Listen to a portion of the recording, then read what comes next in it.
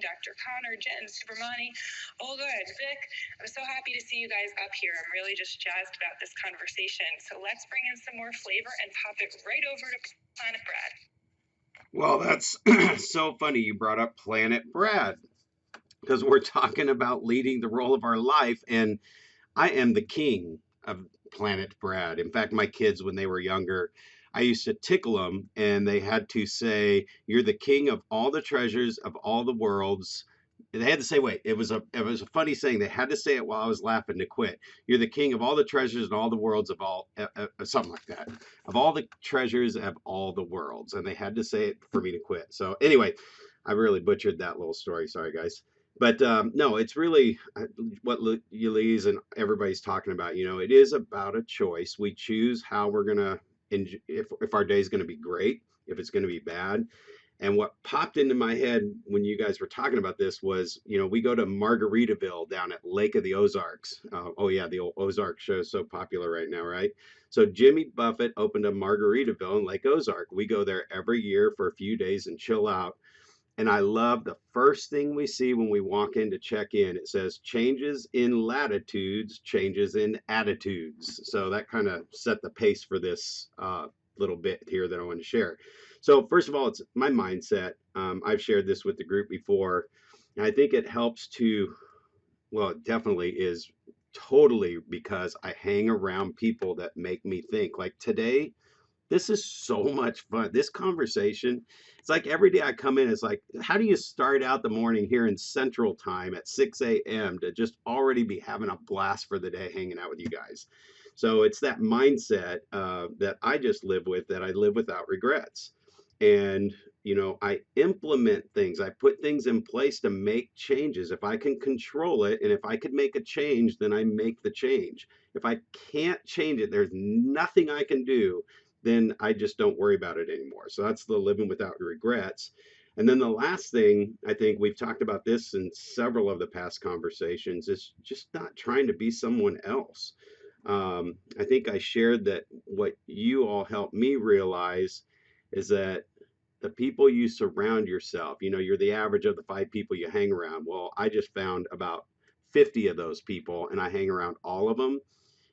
And what I realized in one of our earlier conversations is that I'm taking the best piece of everyone that I'm meeting that's already an awesome person, and they're leaving that imprint with me, and that's just making me a better person every single day. So I literally go into the day knowing that I'm going to think differently than anybody else that's out there, and thinking down the road and into the future, and making things better, making things that haven't been created. And that's just fun and exciting. So that's what I do. I mean, I never really thought of it in terms of, am I being the lead of my life? However, I do really think that that's what it is always making everything better, always plussing it, implementing it, putting it in place so others can see that they can go there too. And more importantly, like yesterday, Amanda, oh my gosh, you blew my mind with the whole next wave of everything that's coming in marketing. And it's like somebody else comes along and pluses it a little more, and then we plus that one, and then somebody else pluses that one. So it's leading your life and then hanging around other people that are leading their life. That's what I would share today. Woohoo! Gets the tattoo that says no regrets, and the tattoo artist spells it incorrectly. That one, I'm not sure if that would work out so well. But then, specifically, Brad, you mentioned that if you do not have control over something, then you let it go. So I just wanted to dive a little bit more into that. What does control mean to you? And what did you mean a little bit more by that statement? Because I think that it could be helpful for some other people. Oh, absolutely. Well, I think, it starts back with the attitude. And I think I've shared a formula: E plus R equals O. And that's an event happens plus the reaction that you have equals the outcome. And I mean, this has just stuck with me as just a core part of beliefs and values in me. So an event happens, and then I mean, even when an event happens that I don't like what's happening, the outcome is not good when I don't like it. So my next thing that processes is, say, I don't like this. What can I do to change it? Is there anything that I could do to move the needle? And I'll go for it if it is. If there's something I can do to change that outcome and make it better, I start making the move. However, there are some things that are completely out of our control. I'll give you an example to put it into perspective. So the previous real estate company that I worked with was a big major brand, and I had somebody had introduced me to a new business model that shared profits and had caps on the commissions and all this other stuff. And I was literally was a lifer at the previous company. I mean, I was all in. I'd been there for 9 years. I just started sharing and speaking. They were asking me to come to conferences and stuff and speak. So I'm like all in. And I would sit down with my broker and I would say, is there any way we can get to the president? I need to share with him this model that is amazing and it would blow this company up. And then I realized there's no way he's going to just agree overnight to share half his profits back with the company or with the agents. It's never going to happen. So there was nothing I could do to change it. I did not want to leave that company. It was my beginning real estate family. They watched my kids grow up. They were my best friends. And I mean, there were a lot of hurt feelings when I left, and a lot of rumors and stories that I was being sneaky and all this other crap. And honestly, there was nothing I could do to change that situation. And by leaving that company and going to the other company, I basically put my daughter's college education back in the bank. So it was, I mean, when somebody says it's a business decision, it wasn't a snap business decision. I sat there at the desk and said, out of 80, 90,000 agents, can you get me to the guy?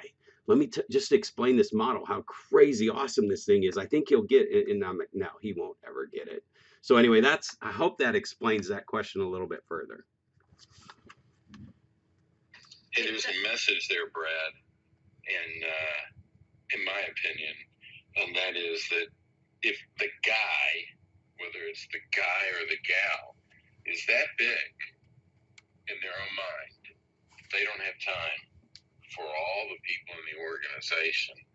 Is that truly the kind of organization that someone wants to be aligned with? Now, I know that's not the underlying message of why you shared that story, but it's there. Well, and I think that that's important. No, I think you make a good point, Sam, because that's when I had the realization that that was a piece of it as well. Yeah, exactly. There was a much bigger problem than the comp plan at that moment. Cool. Thanks for sharing that.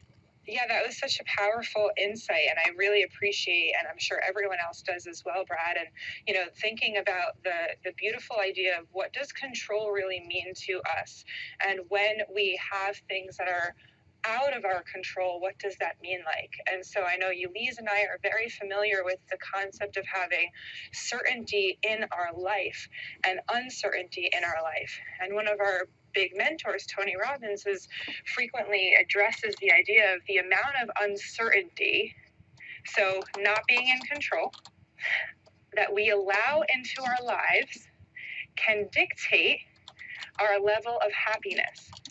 Because sometimes some individuals, and that's why I wanted to hear how you were defining control, is that the control sometimes leads to wanting to be certain, which leads to us wanting to be right, which then brings out our ego to play. And it shuts down our ability, like you mentioned in your beautiful example, to listen to other people's needs, thoughts, and desires, and to then perhaps make decisions from an emotional home instead of taking a step back and looking and asking ourselves, what is the best decision for the betterment of ourselves and or our family and or our company? So I thank you so much for that incredible insight. And I wanted to kick it over to Mama Michelle to do a reset.